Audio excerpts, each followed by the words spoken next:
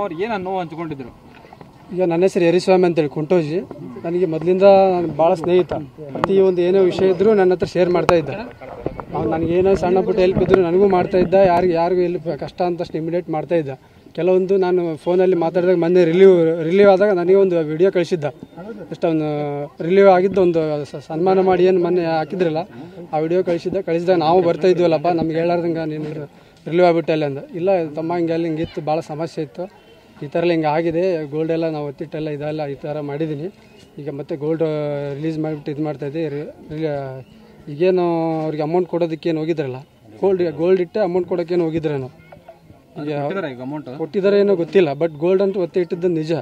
ಬಿಡ್ಸೋಕೆ ಮೊನ್ನೆ 2ನೇ ತಾರೀಕೇನು ಅವತ್ತೇನು relieve ಆದ್ರಲ್ಲ, next ಡೇನೇ ಹೋಗಿ ಅದನ್ನ ಅವತ್ತಿನ ದಿನವೇ ನನಗೆ 4 ಗಂಟೆ ಫೋನ್ ಮಾಡಿದ್ರು.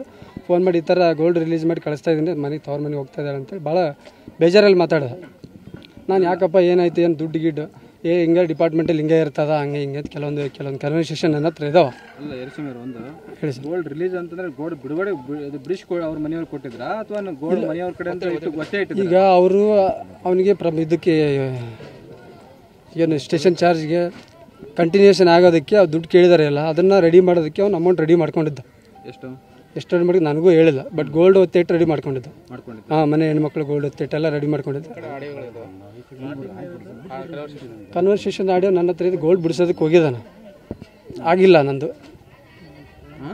ಈಗೇನು ನನಗೆ ಕಂಟಿನ್ಯೂಷನ್ ಆಗಿಲ್ಲ, ಬೇರೆಯವ್ರಿಗೆ ಬಂದಿದ್ದಾರೆ, ಹಂಗಾಗಿ ನಾನು ಆಗಿಲ್ಲ. ಮತ್ತು ಹಂಗಾಗಿ ಗೋಲ್ಡ್ ಬಿಡಿಸಿ ಹೆಣ್ಮಕ್ಳು ತವ್ರ ಮನೆಗೆ ಹೋಗ್ತಾ ಇದ್ದಾರೆ ಅಂತೇಳಿ ಅವೆಲ್ಲ ನನ್ನ ಹತ್ರ ಕನ್ವರ್ಸೇಷನ್ ಇದಾವೆ.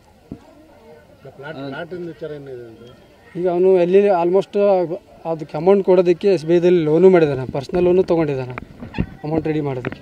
ತೊಗೊಂಡು ಅಲ್ಲಿ ಅಮೌಂಟ್ ಕೊಡೋದಕ್ಕೆ ಆಗಿಲ್ಲ ನನಗಷ್ಟು. ಪ್ಲಾಟ್ ಅವ್ರ ತಂದೆಯವ್ರದ್ದು ಯಾವುದೋ ಇತ್ತು ಸರ್. ಹಾಂ, ತಂದೆಯವ್ರದ್ದು ಯಾರ್ದು ಇತ್ತು. ಹಾಂ, ಪ್ಲಾಟ್ ಇಲ್ಲೇ ಅವ್ರಿಗೆ ಗಂಗಾವತಿಲಿ ಇತ್ತು.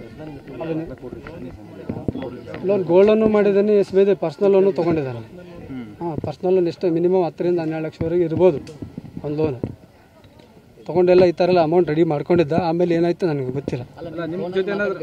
ಹೌದು, ನನ್ನ ಜೊತೆನೇ ಮಾತಾಡಿದೆ. ನನ್ನ ಜೊತೆ ಮಾತಾಡಿದ್ದು ಆಮೇಲೆ ನಾನು ಹೇಳ್ತೀನಿ ಕ್ಲಿಯರಾಗಿ. ಈಗ ನಾನು